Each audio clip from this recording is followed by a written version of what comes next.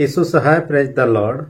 Court कचहरी में बिना प्रूफ के या तो बिना गवाह के जीत पाना मुश्किल है, और यदि जीतना चाहते हैं ये हमारे पास होना चाहिए।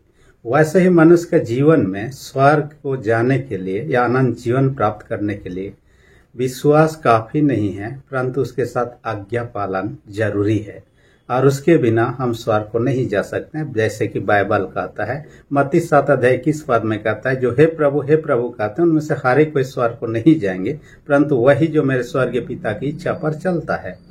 और इसी वचन को लेकर हम पहाड़ी उपदेश जो कि मत्ती 5 से 7 अध्याय के अंतर्गत आज देखेंगे। मत्ती 7 अध्याय के 24 पद से उसका 29 पद के अंतर्गत में इसी बातों को देखेंगे कि केवल वचन सुनना काफी नहीं है, उसके साथ विश्वास करना काफी नहीं है। विश्वास भी अधूरा हो जाता है जब तक हम आज्ञा पालन पर नहीं आते हैं। इसलिए सुनना, विश्वास करना, आज्ञा पालन एक दूसरे से जुड़ा हुआ है। और हम ये पहाड़ी उपदेश जो हम देखने पाते हैं, यीशु मसीह के द्वारा लोगों को सिखाया गया उपदेश हम देखने पाते हैं। और ये पहाड़ पर उन्होंने उपदेश दिया, इस कारण से इसका नामकरण ही पहाड़ी उपदेश या सरमन ऑन द माउंट के नाम से जाना जाता है। ये हम पुराने नियम में हम जैसे देखते हैं, मूसा के द्वारा इस्राएली लोगों को सीनाई पहाड़ पर 10 आज्ञा और व्यवस्था की बातों को दिया। इसी प्रकार यीशु मसीह नए नियम काल में यहाँ देखने पाते हैं कि पहाड़ के ऊपर से धन्य वचनों को कहता है, कई सारे बातों को कहता है। और ये पहाड़ कौन सा, उसमें ये सटीक पता नहीं चलता, परंतु कुछ विद्वानों का ऐसा मानना है इस पहाड़ जो था द माउंटेन ऑफ बीटीट्यूड्स था। और इनका कहना है ये 4वीं शताब्दी में वहाँ चर्च बना हुआ था, और उसके तहत में अभी भी वहाँ पर चर्च है, जो कि उस समय का नहीं परंतु बाद में बनाया हुआ। और लोगों का यही मानना है कि यीशु मसीह वहीं पर पहाड़ी उपदेश को दिया था। जो कुछ भी हो, परंतु हम जब आखिरी में देखते हैं 5वां अध्याय से शुरू होकर 7वां अध्याय में आता है, 7वां अध्याय का अंतिम चरण के वचनों पर हम मनन कर रहे हैं। और 7वें अध्याय में दो प्रकार का, जैसे कि दिन रात, भला बुरा, इस प्रकार का दो चीजों पर उन्होंने चर्चा किया है। और सबसे पहले जो उन्होंने चर्चा की उसमें से हम देखने पाते हैं 2 प्रकार का मार्ग, जो कि सकरा मार्ग, चौड़ा मार्ग के बारे में। 2 प्रकार के भविष्यवक्ता, झूठे भविष्यवक्ता, सच्चे भविष्यवक्ता। 2 प्रकार के चेले, सच्चे चेले, झूठे चेले हो सकते हैं। और यहाँ पर आज का वचन हम देखेंगे 2 प्रकार के मनुष्य, बुद्धिमान और मूर्ख के बारे में। और ये बुद्धिमान और मूर्ख में से हम कौन सा श्रेणी में आते हैं, आज के वचन के आलोक में हम देखेंगे। वर्णन में ऐसा हम पाते हैं, यीशु मसीह शिक्षा के क्रम में कहा, जो कुछ मैंने शिक्षा दिया उन शिक्षाओं को सिर्फ सुनने के द्वारा आप यदि पालन करते हैं तो उस मनुष्य के समान हो जो जिन्होंने अपना घर को चट्टान पर बनाया और नेव गढ़ा को बहुत मजबूत से खोदा और पक्का घर बनाया। और आंधी आई, बारिश आई और तूफान आया, और सब कुछ आने के बावजूद भी वह घर टिका रहा। परंतु जो व्यक्ति इन वचनों को सुनने के बाद में उसको नहीं मानता, उसके अनुसार नहीं जीवन व्यतीत करता, आज्ञा पालन नहीं करता है, वह बालू में घर बनाने वाला मनुष्य के समान है और नेव गढ़ा बिना खोदे। हम मत्ती 7:24 से 29 को हम लूका में भी पाएंगे, 6 अध्याय का 47 से 49 तक में पाते हैं। इसलिए वहां कहता है बिना नेव गढ़ा खोदे बालू के ऊपर में कोई यदि घर बनाएगा और वहां बारिश होगा, आंधी होगा, बाढ़ होगा, तब तो क्या होगा, उस घर तो धंसना स्वाभाविक है। ऐसा ही हुआ, जो पक्का चट्टान पर बना था वो बना रहा, कुछ नहीं हुआ। जो बालू में बनाया गया था वो धंस गया। हम नहीं जानते उसके अंदर में जो व्यक्ति मूर्ख व्यक्ति था वो भी जिंदा हो सकता है, बाढ़ में पानी में बह गया हो या तो डूब गया हो, जो भी हो। परंतु इन वचनों को सुनने के बाद में लोग यीशु का वाह वाह करने लगे। उनका शिक्षा शास्त्रियों की शिक्षा से बढ़कर है, अचंभित होने लगे। ये व्यक्ति कैसे इस प्रकार की शिक्षाओं को दे सक रहा है। आज हमारे कलीसिया कैलेंडर के अनुसार यूथ संडे है और यूथ संडे मनाने की परंपरा कहा जाता है कि 1984 से शुरुआत किया गया और कलीसिया पूरे कलीसिया में सार्वजनिक रूप से 1990 से मनाना शुरू किया गया। और इसके द्वारा से जवानों को गिरजा पारी दिया जाता है ताकि उनके माध्यम से गिरजाधन किया जाए और जवानों को आत्मिक जीवन के लिए और लौकिक जीवन के लिए भी उनको आगे बढ़ाने, उठाने, प्रोत्साहन देने का काम करने का लिए ये बहुत ही महत्वपूर्ण है। आज हम इसी वचन के आलोक में जवानों के बारे में थोड़ा बहुत चर्चा करेंगे।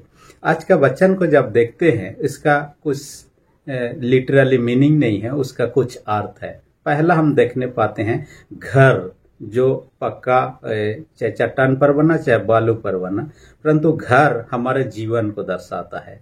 दूसरा हम देखते हैं चट्टान प्रभु यीशु को दर्शाता है और उसके शिक्षा को दर्शाता है।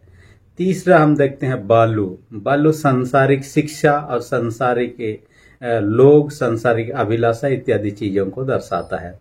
और जो बुद्धिमान व्यक्ति कौन है? जो व्यक्ति वचन सुनता है और वचन के अनुसार जीवन व्यतीत करता है वो बुद्धिमान है। और जो वो कौन मूर्ख है? जो व्यक्ति वचन सुनता है, विश्वास भी नहीं करता, ना ही आज्ञा पालन करता है, वो मूर्ख व्यक्ति है, वो विनाश की कगार में है। इस कारण से आज का वचन का शीर्षक मैंने दिया है चट्टान पर नींव, the foundation on the rock के नाम से। हालांकि इसका दूसरे शीर्षक भी लिया जा सकता है वचन पर चलने वाले बनो, इस प्रकार भी हम ले सकते हैं इस पर, परंतु हम इसी चट्टान पर नींव पर हम चर्चा करेंगे। 3 नींव की चर्चा करेंगे। सबसे पहला नींव जो है वो कहता है बुद्धिमान व्यक्ति का नींव, यानी बुद्धिमान व्यक्ति जो घर बनाए उसका नींव के बारे में। और वो हम देखने पाते हैं कि वह व्यक्ति चट्टान पर बनाया, और चट्टान पर नेव गड़ा खोदना उतना आसान नहीं, बहुत मेहनत, कठिन परिश्रम लगेगा। और यदि चट्टान पर नेव गढ़ा खोदने के बाद में यदि घर यदि बनाया जाता है वो मजबूत रह सकता है, और ऐसा ही उन्होंने किया। इसी प्रकार का कहता है कि प्रभु यीशु मसीह में विश्वास करना और उसके वचन के अनुसार चलना सहज बात नहीं है, बहुत कठिन बात है, और इसमें बहुत ही व्यक्ति को त्याग की जरूरत है और सहज से वैसे जीवन व्यतीत नहीं कर सकता है। जैसा कि चट्टान में नेव खोदना, ये नेव जो है हमारे विश्वास को दर्शाता है, और विश्वास जितना गहरा होगा वह घर मजबूत जैसा रहता है, वैसे हमारा जीवन उतना ही सुंदर होगा, बेहतरीन होगा, और आने वाले जीवन में हम स्वर्गीय जीवन में प्रवेश करेंगे। और हम देखने पाते हैं कि यहाँ पर आता है बारिश आता है, फिर बाढ़ आता है, फिर तूफान आता है। इसका भी कुछ अर्थ है। एक विद्वान है थॉमस हेल नाम का, उन्होंने कहा है कि वर्षा को या बारिश को उन्होंने दुनिया के जो आने वाले सताहट को दर्शाता है, और हमारे संपत्ति और शारीरिक स्वास्थ्य का बिगड़ना को दर्शाता है, और हमारे मृत्यु को दर्शाता है इत्यादि। बाहरी सताहट, दुख, तड़ना इत्यादि चीजों को ये दर्शाता है। ये बाहर से आने वाले तत्व जो है इसको दर्शाता है। दूसरा चीज है बड़ क्या चीज को कर? सांसारिक अभिलाषा, कुअभिलाषाओं को दर्शाता है, जिन लालसाओं में पड़कर व्यक्ति पाप में गिर जाता है और विनाश की ओर बढ़ने लगता है। तीसरा उनका कहना है तूफान शैतान को दर्शाता है, और शैतान कई प्रकार की परीक्षा, प्रलोभन आपके मेरे जीवन में लाता है। हमारे मन में शक पैदा करता है, डर पैदा करता है, निराशा पैदा करता है, लालच ये करता है, और इस प्रकार की जो उनके पास हथियार है इस्तेमाल करता है ताकि व्यक्ति को पाप में गिरा सके। लेकिन जो व्यक्ति विश्वास में मजबूत है, दृढ़ है, इन तीनों प्रकार की परीक्षा, संकट, मुसीबत उनके जीवन में आए तो भी उनको पाप में गिरा ही नहीं सकता है, उसको विश्वास के मार्ग से भटका ही नहीं सकता, उनका जीवन को तबाह नहीं कर सकता। हमारा जीवन ज्यों का त्यों प्रभु में बना रहेगा। ये विश्वासी लोगों का जीवन। ये पहाड़ी उपदेश जो है मत्ती 5 से 7 पर, ना केवल मसीही लोग, दूसरे लोग भी इन चीजों को पढ़ के इसको अपनाने का प्रयत्न किया। उनमें से महात्मा गांधी, हमारे देश के जो हम जानते हैं बापूजी के नाम से, महात्मा गांधी ने जब अपने लंदन में पढ़ाई के क्रम में मसीही दोस्तों के जरिए से बाइबल को प्राप्त किया, बाइबल प्राप्त करने के बाद में इन पहाड़ी उपदेश ने उनके जीवन को छू लिया और कई शिक्षाओं को उन्होंने अपने जीवन में अपना लिया। जैसे कि यदि कोई आपको एक गाल पर थप्पड़ मारे तो दूसरा गाल दिखा देना, ये बाइबल के में से ही हम पाते हैं पहाड़ी उपदेश में। दूसरी बात हम देखने पर तो उनका अहिंसा आंदोलन जो है ये बाइबल की पहाड़ी उपदेश से ही लिया हुआ है और इस कारण से वो काफी प्रभावित था। उनके घर के लोग जब उनको लंदन पढ़ने के लिए भेजा, उन्होंने कहा कि आप बुराई से दूर रहिए। बुराई में से कई चीजें हैं, उनमें से खासकर शराब नशा से दूर रहिए। दूसरा क्या है, व्यभिचार काम से, पाप व्यभिचार काम से आप बचे रहिए। इस प्रकार कई बातों को उनको कहा और उनके जीवन में उन्होंने ये शिक्षा का भी प्रभाव रहा और उन चीजों से दूर रहा। इस कारण से वो एक महान व्यक्ति के रूप में देखने पाते हैं, न केवल भारतवर्ष में विश्व भर में प्रसिद्ध हो चुका। हम यदि इन शिक्षाओं को ग्रहण करेंगे, अपने जीवन में लागू करेंगे, हमारे जीवन बेहतर होगा। हम भी भविष्य के एक महान नायक कहलाएंगे और हमारे जीवन सुंदर हो सकता है, बेहतरीन हो सकता है और आने वाले जीवन के लिए हम इस जीवन को सुरक्षित रख सकते हैं। मैं देख रहा था यहाँ तूफान का मतलब है शैतान। शैतान भी लोगों को पाप में गिराने का भरसक प्रयत्न करता है। जैसे हम आदम हवा को पाप में गिराने सफल रहा, यीशु मसीह को पाप में गिराने के लिए 3 परीक्षा किया, परंतु यीशु मसीह को पाप में गिराने नहीं सका। आज भी प्रयासरत है संसार के लोगों को पाप में गिराने के लिए। लेकिन जो यीशु पर विश्वास करता है, यीशु उनको सुरक्षा प्रदान करता है। लोग सुरक्षित हैं, शैतान को कुछ नहीं कर सकता। एक घटना के बारे में मैं चर्चा पहले भी कर चुका हूँ। एक परमेश्वर का दास है जो अमेरिका का जॉन रेमिरेज है। अपने जीवन की घटनाओं के बारे में उन्होंने बताता है कि एक समय ऐसा था कि वह शैतान का महायाजक हुआ करता था, शैतान का उपासना करता था। बहुत अच्छा ओहदा शैतान उसको दे रखा था और उसके अंडर में कई प्रकार के दुष्ट आत्मा लोग होते थे और वो दुष्ट आत्माओं को जिनको भी परेशान करने के लिए भेजता, उनको परेशान करते इस प्रकार। और कई घटना उनके जीवन में घटी है। एक घटना के बारे में चर्चा करते हैं।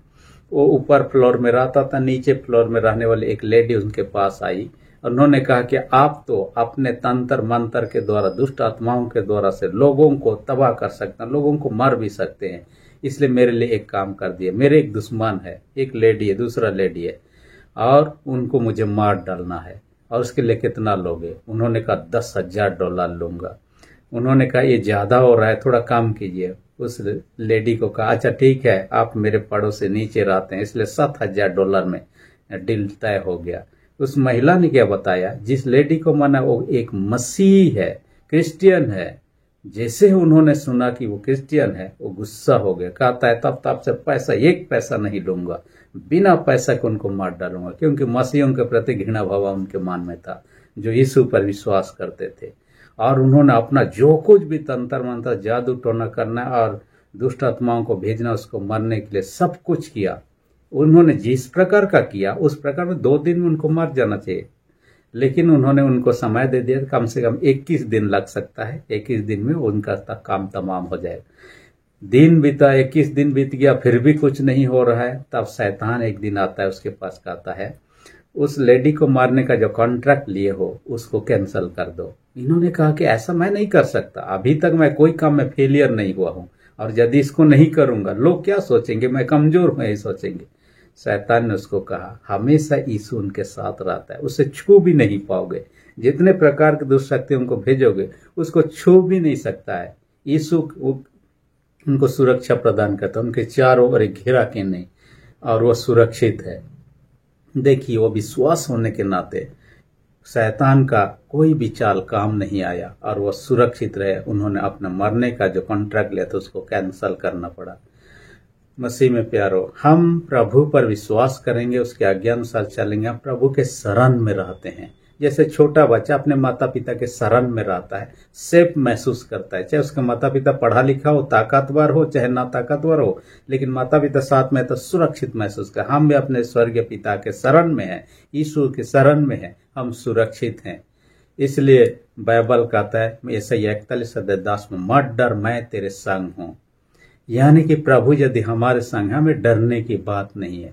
दाऊद अपने भजन संहिता 23:4 में कहता है, चाहे मैं घोर अंधकार से भरी तरी होकर चलूं तो भी हानि से ना डरूंगा, क्योंकि तू ही मेरे साथ रहता है। और हमें हमेशा अपने विश्वास को बढ़ाने की जरूरत है। और विश्वास को कैसे बढ़ा सकते हैं? हम जितना वचन सुनेंगे विश्वास में उतना दृढ़ मजबूत होते जाएंगे। रोमी 10:17 में कहता है विश्वास जो है वचन सुनने से होता है, वचन पढ़ने से होता है। इसलिए वचन सुनना पढ़ना जारी रखना चाहिए ताकि हमारा विश्वास और ही दृढ़ और मजबूत होता रहे। और प्रभु तो कभी छोड़ने वाला नहीं है। यूहन्ना 14:18 में कहता है मैं तुम्हें अनाथ नहीं छोड़ूंगा। मत्ती 28:20 में कहता है जगत के अंत लोग सदैव तुम्हारे संग रहूंगा। वो हमारे साथ रहेगा, सुरक्षा देगा, अगुवाई करेगा। दूसरा, मूर्ख व्यक्ति की नींव के बारे में हम चर्चा करें। मूर्ख व्यक्ति ने अपना नींव कहां पर किया? वो बालू में किया। ये देखिए, बालू में नींव यदि नींव गड़ा भी खोदना है आसान है, तुरंत ही खोद सकता है। लेकिन जब बाढ़ आने लगे तब तो क्या होगा? बालू सबको धो देगा, उनका नींव तो खत्म हो जाएगा और घर गिरना तय है। जो व्यक्ति उसके अंदर में रहा उनका भी मर जाना दब के, ये तय है। इसलिए इन्होंने ऐसा ही किया, परिश्रम करना नहीं चाहा और उन्होंने बिना परिश्रम के बालू पर घर बनाया, धंस गया, नष्ट हो गया। देखिए, परिश्रम करना दो चीज है। एक तो इन्होंने गलत जगह पर उन्होंने घर बनाने का सोचा। दोनों व्यक्तियों ने एक ही प्रकार का मटेरियल लिया, एक ही प्रकार घर बनाया, लेकिन जगह अलग अलग था। एक चट्टान पर का था, एक बालू पर था। दूसरा महत्वपूर्ण क्या है? जो चट्टान पर था उन्होंने नींव गढ़ा को अच्छी रीति से खोदा। हम लूका 6:47 से आगे देखेंगे। जो बालू पर बना उन्होंने नींव गढ़ा भी नहीं खोदा। खोदा भी होगा तो थोड़ा बहुत खोदा होगा, तब क्या टिकेगा उस घर? और यही उसका गलती था। जगह उन्होंने गलत जगह चयन किया। दूसरा, नींव गढ़ा खोदना, यानी कि यीशु के छोड़कर उन्होंने सांसारिक शिक्षा, सांसारिक लोग, सांसारिक चीज वस्तु, सांसारिक मशीन चीजों पर उन्होंने भरोसा करने वाले लोगों को ये दर्शाता है। और ये लोग इस प्रकार की चीजों पर भरोसा करते हैं, ये कभी भी हमारे जीवन को बचा नहीं सकता, उस अनंत जीवन में प्रवेश करा ही नहीं सकता है।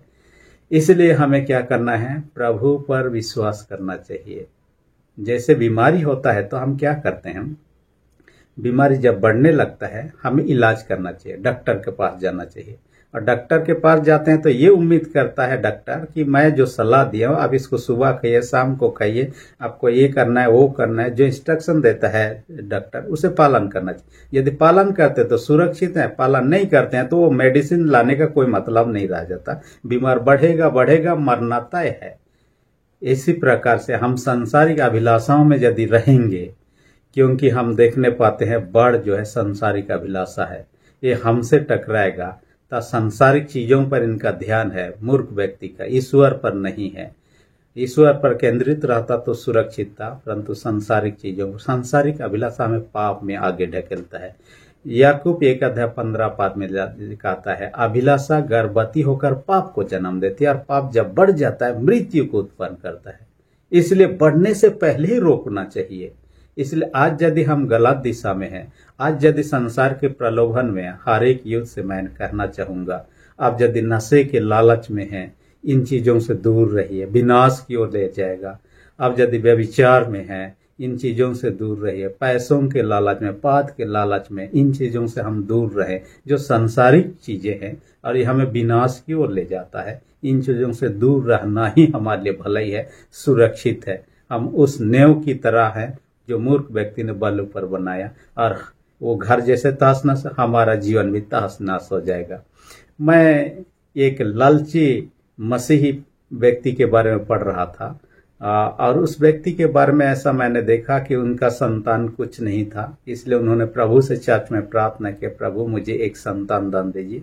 आप यदि मुझे एक बेटा दान देते हैं तो मैं खुशी से चर्च में 5,000 रुपया डोनेशन चढ़ाऊंगा। और कई दिन इंतजार के बाद में उनका घर में एक बेटा जन्म ले लेता है, तब बहुत खुश हो जाते हैं। और उन्होंने मन्नत माना था कि 5,000 रुपया डोनेशन देना है। जब देने का समय आ गया तब ये व्यक्ति क्या बोलने लगा, ईश्वर के सामने कोई चीज की घटी नहीं है, मैं 5,000 रुपया क्यों दूं? उनके मन में लालच उत्पन्न हो गया। मैं 5,000 के बदले में 5 नारियल, उस क्षेत्र में जो फल मूल जो मिलने वाला नारियल काफी ज्यादा मिलता है, इस कारण से उन्होंने सोचा कि 5 फल मैं चढ़ाऊंगा और नारियल का फल होगा। और उन्होंने मार्केट में गया और नारियल का फल जो 5 उन्होंने खरीदना, जहां खरीदने के लिए गया उन्होंने कहा 25-30 रुपया। तब उनको लगा कि ये तो बहुत ज्यादा दाम है। उनसे कहा ये तो 15 रुपया तक में मिल जाना चाहिए।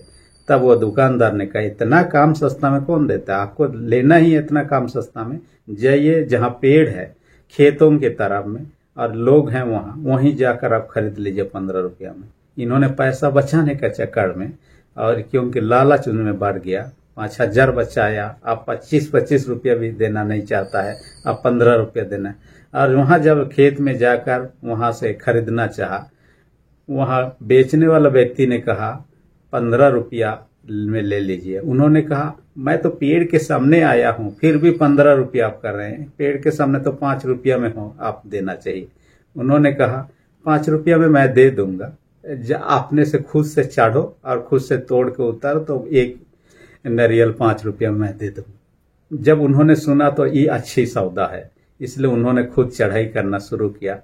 चढ़ के जैसे ऊपर पहुंच रहा था, अचानक से पैर फिसला, नीचे गिरा। जैसे गिरा उनको चोट पहुंचा, हॉस्पिटल ले लिया गया और हॉस्पिटल में कुछ दिन रहने के बाद मैं ठीक हुआ और उसका खर्च जो बिल आया 10,000 रुपया।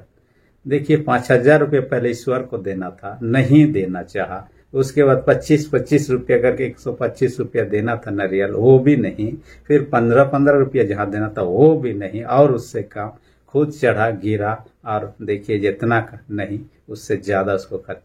ऐसे लोगों का क्या है, विनाश की ओर जाते हैं। लालच जो क्या करता है हमें बिना, आज यदि 10 रुपया हमारे पॉकेट में है, लालच क्या करता है 100 रुपया होता है, 100 रुपया हो जाता है तो 1000 रुपया होता है, 1000 रुपया 1 लाख होता है, 1 लाख होने के बाद 1 करोड़ होता है। हालांकि मेहनत करके कमाना कोई बुरी बात नहीं, परंतु लालच क्या करता है गलत तरीके से कमाने के लिए उत्साहित करता है, और गलत काम करना, पाप करना, ये तो मृत्यु को ढकेलता है। रोमी 6:23 पद में कहता है पाप की मजदूरी मृत्यु है। इसलिए हम इस मूर्ख व्यक्ति के समान उन चीजों में ध्यान ना दें, सांसारिक चीजें हैं, अभिलाष हैं, उनसे बचे रहें। तीसरी पॉइंट जो कहता है यीशु की शिक्षा की नींव। देखिए यीशु की शिक्षा की नींव में यीशु ने जो शिक्षा दिया, लोगों ने सुनने के बाद चकित हो गए। उसके समान कोई दूसरा व्यक्ति शिक्षा दिया ही नहीं था, अद्भुत रीति से दिया था, इसलिए लोग चकित भी हो गए। और ऐसे घड़ी में यीशु मसीह यहाँ कहना चाहता है, अब यदि 24 पद से पहले ही आएंगे, वहां पर देखिएगा, यदि कोई व्यक्ति यीशु के नाम से भविष्यवाणी कर रहा है, कोई व्यक्ति चंगाई का काम कर रहा है, कोई व्यक्ति और वरदानों को पाया हुआ कर रहा है, ये काफी नहीं है कि हम बचाए गए, हम सुरक्षित हैं, जब तक हम परमेश्वर के वचन पर नहीं चलते। यीशु के वचनों को सुना, उन्होंने वाह वाह किया, और लोगों ने प्रभु प्रभु करके हर दिन विनती करने वाले भी होते थे। लेकिन यीशु मसीह यहाँ कहना चाह रहा था वचन पर चलना बहुत जरूरी है। जैसे याकूब 1:22 पद में कहता है वचन पर चलने वाले वनो केवल सुनने वाले ही नहीं, जो अपने आप को धोखा देते हैं। यानी वचन पर चलना जरूरी है, सिर्फ सुनने से कोई लाभ नहीं है। इसके द्वारा से जैसे मैं डॉक्टर का आपने कहा कि डॉक्टर के पास हम जाते हैं, मेडिसिन बताया कब खाना है, क्या खाना है, हम यदि उसका फॉलो नहीं करेंगे, उसके अनुसार काम नहीं करेंगे, तो मेडिसिन लाना भी कोई फायदे की बात नहीं है। आज हम देखने पाते हैं जो गलत काम करता है, नियम अनुसार नहीं रखता है, हमारे देश के नियम अनुसार नहीं चलता, उनको दंड मिलता है, कोर्ट में चाहे थाना में लिया जाता है उनका। तो इस प्रकार का घटनाओं को देखने पाते हैं। चाहे खेल के क्षेत्र में आप इंटरनेशनल खेल टीवी पर भी देखने पाते हैं, उसका नियम होता है, नियम को पालन करना होता है। जो नियम पालन नहीं करता है डिस्क्वालीफाई हो जाता है, खेल से निकाल दिया जाता है कई लोगों को। वैसे ईश्वर का नियम या ईश्वर का इच्छा, जो कि यहाँ हम पहाड़ी उपदेश में भी देखने पाते हैं, उन चीजों को पालन करना जरूरी है। हम स्वर्ग को जाना चाहते हैं, इसलिए मत्ती 7:21 में कहता है जो हे प्रभु कहते हैं उनसे हारे कोई स्वर्ग को नहीं जाए, परंतु जो मेरे स्वर्गीय पिता की इच्छा पर चलता है। यानी स्वर्गीय पिता की इच्छा पर चलना जरूरी है। आज तो लोग स्वर्ग जाने के बजाय में और दूसरा कहीं कहीं पर जाने के लिए बहुत ही उत्साहित है। स्वर्ग की चिंता तो छोड़ो, उससे मंगल ग्रह पर आजकल जाने के लोगों का सोच विचार बहुत ही बढ़ गया। उनका सोच विचार ऐसा है कि इस दुनिया तो इस धरती पृथ्वी तो खत्म होने वाला है, नष्ट होगा, इससे पहले मंगल ग्रह पर बसा जाए ताकि वहां हम सेफ रहें, सुरक्षित रहें। परंतु कितना सुरक्षित होगा मैं नहीं जानता, परंतु लोगों ने, लाखों लोगों ने वहां जाने के लिए एप्लीकेशन डाल दिया है और आवेदन डाल दिया है। उनमें से कई लोगों का चयन भी कर दिया गया है। 2024 में जो पहली फर्स्ट उड़ान भरने वाला है उसमें से 100 लोगों को शॉर्ट लिस्ट निकाला गया है और 100 लोगों का लिस्ट में भारत के 3 लोग भी, इंडिया के, और उसमें से एक का नाम है तरनजीत सिंह भटिया जो कि अभी अमेरिका में पढ़ाई का काम कर रहा, 29 वर्षीय है। रितिका सिंह जो है दुबई में रह रही है, वो भी 29 वर्षीय है। और एक है 19 साल की लड़की है श्रद्धा प्रसाद जो केरल के रहने वाली है। ये 3 भी चयन हुए हैं इस 100 में से और 2024 का पहली उड़ान के लिए ये लोग तैयार हैं। हालांकि उड़ेगा नहीं उड़ेगा, ये लोग पहुंचेंगे नहीं, परंतु एक बात है, हम वहां जाने के लिए ललायत रहें ना रहें, वहां जाने के लिए हम प्रयास कर रहे हैं, बुकिंग कर रहे हैं, नहीं कर रहे हैं, लेकिन स्वर्ग जाने के लिए आपको मुझे प्रयास करना चाहिए और उसके लिए तो यीशु के पास ही आना होगा। बाइबल कहता है यूहन्ना 14:6 में, मार्ग सत्य जीवन मैं ही हूँ, बिना मेरे द्वारा कोई पिता के पास नहीं पहुंच सकता। वहां जाना चाहते हैं, जीवन को सेफ रखना चाहते हैं, अनंत काल तक कभी न खत्म होने वाला। ये लोग जो बुकिंग किया है वन वे, एक बार जाएंगे तो दोबारा पृथ्वी लौटने वाले नहीं है, मन वहीं रह जाएंगे चाहे जैसे भी हो। इस प्रकार के लिए लोग बुकिंग कर चुके हैं, परंतु हम स्वर्ग में जाएंगे, हमेशा रहेंगे, कभी खत्म नहीं होने वाला है और दूसरा कोई उपाय नहीं है। प्रेरित क्रिया 4:12 में, स्वर्ग के नीचे पृथ्वी पर कोई दूसरा नाम नहीं जिसके द्वारा से मनुष्य उद्धार प्राप्त कर सके। इसलिए आइए हम बालू की उस मूर्ख व्यक्ति के समान ना बने, परंतु बुद्धिमान व्यक्ति के समान यीशु जो सच्चा नींव है, चट्टान है, उस पर अपना विश्वास को दृढ़ करें, मजबूत करें और हम उसके आज्ञाओं के अनुसार जीवन को व्यतीत करें। परमेश्वर ऐसा करने आपकी मेरी सहायता अगुवाई करें। आमीन। हम प्रार्थना करें। सेनाओं के जीत पिता धन्यवाद देते हैं, आज के वचन को हमसे बातें किया, हर एक सुनने वाले छोटे बड़े सबों को अपने स्वर्ग आशीष से भर दे। जितने कोई बीमार हैं उनके बीमारियों को यीशु के सामर्थ्य लोग से दूर कर, जिनके समस्या उन समस्या को दूर कर, जिनके विश्वास कमजोर उनके विश्वास को दृढ़ मजबूत कर। प्रार्थना यीशु के नाम से मांगते हैं, आमीन। यदि अब तक आपने मेरे चैनल को सब्सक्राइब नहीं किया, इसी घड़ी प्रेस करके रेड बटन को सब्सक्राइब कर दीजिए और जो बेल आइकन निकले उसे प्रेस करके ऑल पर सेट कर दीजिए ताकि आने वाले वीडियोस का नोटिफिकेशन आपको समय पर मिल सके। धन्यवाद।